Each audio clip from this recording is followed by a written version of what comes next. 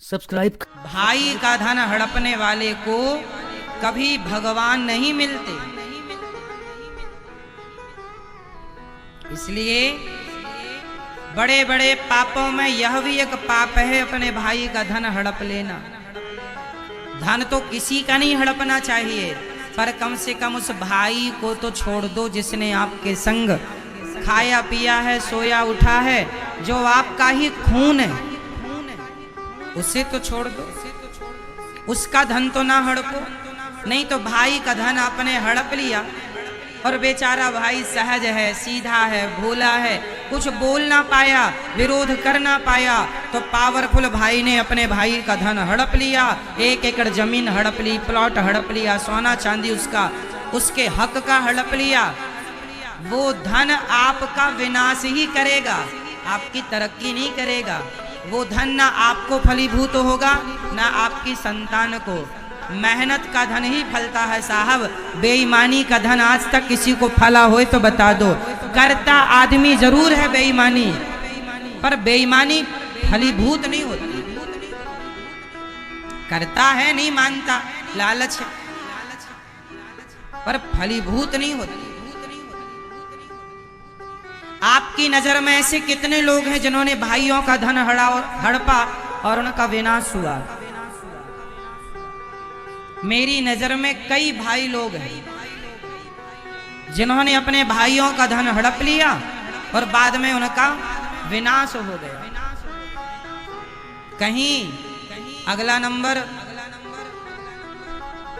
आप यदि गलत रास्ते पर हैं तो ठीक कर लीजिएगा रास्ता, वरना जब ईश्वर की लाठी चलती है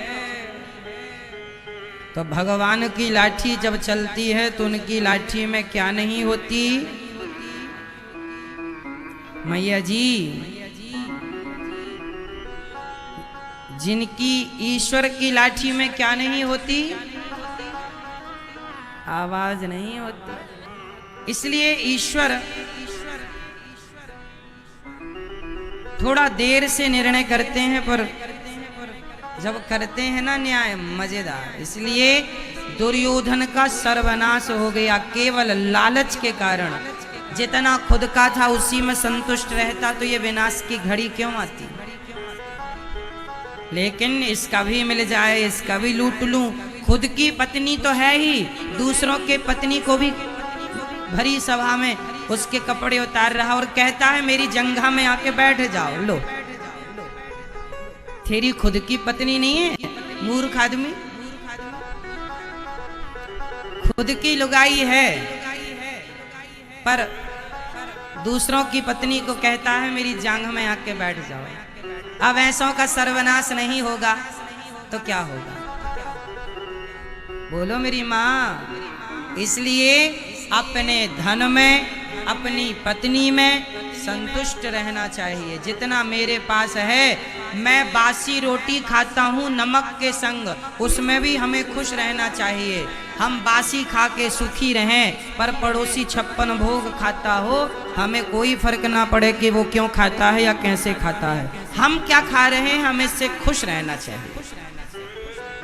हमारे पास बासी रोटी है, नमक रोटी है, जो है विधाता दे रहे हैं, हम खा रहे हैं। इसका अर्थ ये नहीं कि हम नमक रोटी खा रहे हैं, तुम 56 भोग खा रहे हो तो हम तुम्हारा 56 भोग छीनने की कोशिश करें। ये न्याय नहीं है। और दुर्योधन ने यही किया, पांडवों का धन हड़पा, सर्वनाश। महाभारत रोक सकता था कोई? खुद दुर्योधन रोक सकता। इसलिए कहता हूं कि जब आपके अंदर गलत विचार आए तो सत्संग करो, बड़ों की मानो, सुनो, गलत निर्णय मत लो। वह एक निर्णय सारी जिंदगी रुलाएगा, एक गलत निर्णय। चलो अब आगे चलते हैं। जब भगवान श्री कृष्ण शांति दूत बनकर आए तो माता गांधारी ने कहा, कन्हैया मेरे पुत्र को क्षमा कर दो कन्हैया, मुझे माफ कर दो कन्हैया। तुम आए और तुम्हारा हमने कोई सम्मान नहीं किया, हमारे दुष्ट दुर्योधन ने तुम्हारा अपमान कर दिया। तब वहां भगवान श्री कृष्ण ने कहा, माँ यदि माफी मांगनी ही है तो मुझसे ना मांगो, अपने बेटे दुर्योधन से माफी मांगो। गांधारी को चक्कर आया, कन्हैया मैं अपने बेटे से माफी क्यों मांगू? माँ इसलिए माफी मांगो क्योंकि आपने सही वक्त पर पुत्र को सही संस्कार दिए होते तो आज ये महाभारत की स्थिति उत्पन्न ना होती। आप इसलिए माफी मांगो कि बेटा मैं तुझे सही संस्कार ना दे पाई, इसके लिए आपसे मेरा एक सवाल है, आप कौन सी माँ हो? महाभारत में दो माँओं का नाम ले रहा हूं मैं। एक माँ है कुंती माँ, एक माता है कुंती माता और एक माता है गांधारी माता। आप कौन सी माता बनना पसंद करोगी, गांधारी माता या कुंती माता? जोर से, आप कौन सी माता बनना पसंद करेंगी? गांधारी क्यों नहीं? गांधारी क्यों नहीं?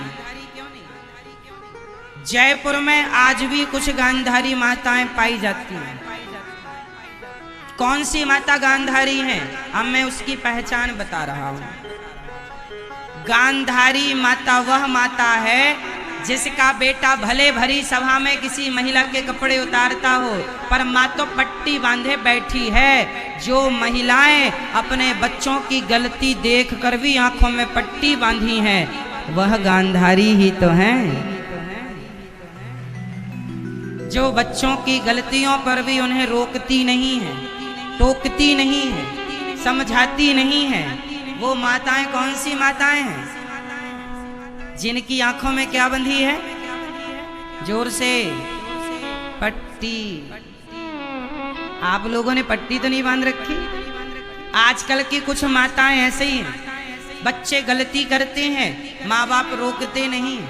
अरे बच्चे गलती करें तो रोको, डांटो, दो थप्पड़ भी मारना पड़े मारो।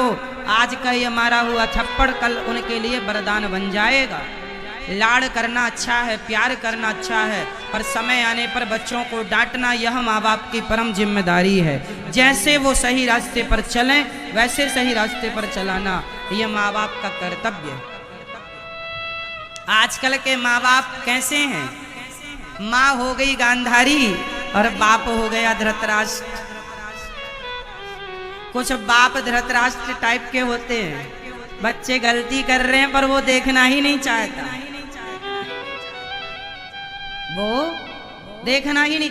कुछ माँ बाप ऐसे हैं जिन्हें पता है कि हमारा बेटा गलत है पर वो समझाते नहीं अपने बच्चों को, डांटते ही नहीं।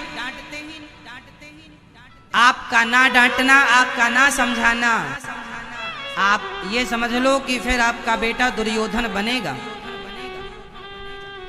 दुर्योधन के पिताजी कौन थे? धृतराष्ट्र। और माताजी? जिनकी माँ गांधारी हो और जिनका बाप धृतराष्ट्र हो। माँ भी आंखों में पट्टी बांधे पड़ी है और बाप भी चलो आंखों का अंधा होते धृतराष्ट्र तो समझ में भी आता, पर बुद्धि और विवेक के भी तो अंधे हैं ये धृतराष्ट्र महाराज। तो जिसका बाप धृतराष्ट्र जैसा अंधा हो और माँ गांधारी जैसी पट्टी छाप हो तो बताइए बेटा तो दुर्योधन जैसा ही होगा। तो आप सावधान, आप कैसे माँ बाप बनेंगे? आप माँ बनना कुंती जैसी माँ, माँ हो कुंती जैसी और पिता हो दशरथ जी जैसा। धन्य है दशरथ जी।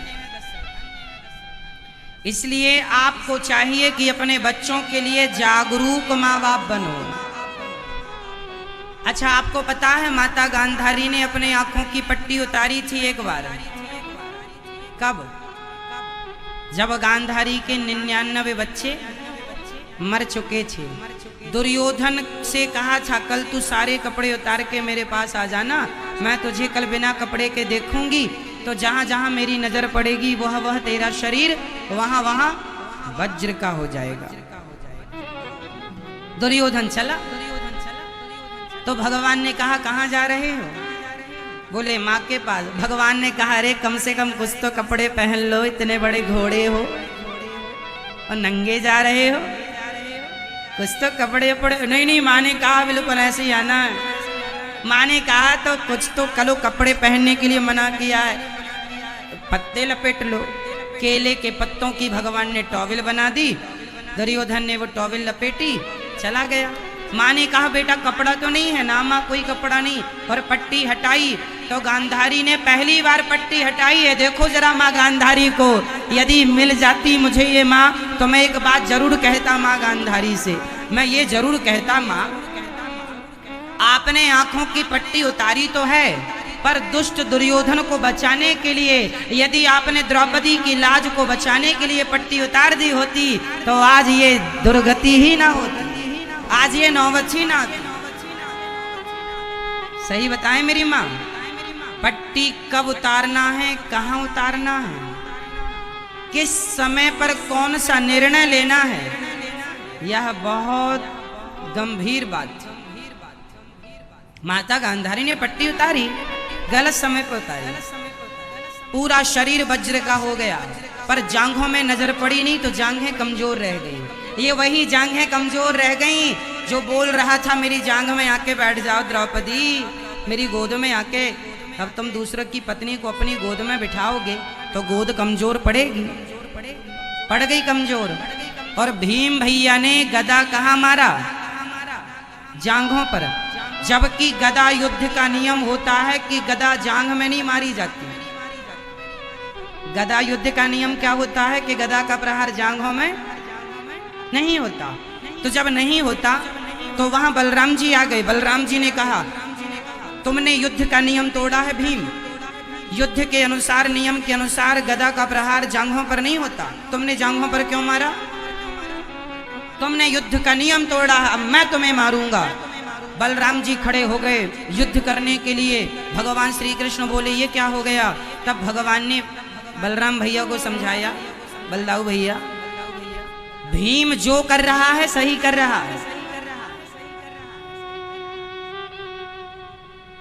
बलराम जी बोले कन्हैया तुम भी गलत के पक्षधर हो गए। भगवान श्री कृष्ण बोले भैया गलत के पक्षधर हम नहीं, आप खड़े हैं गलत के साथ। कैसे?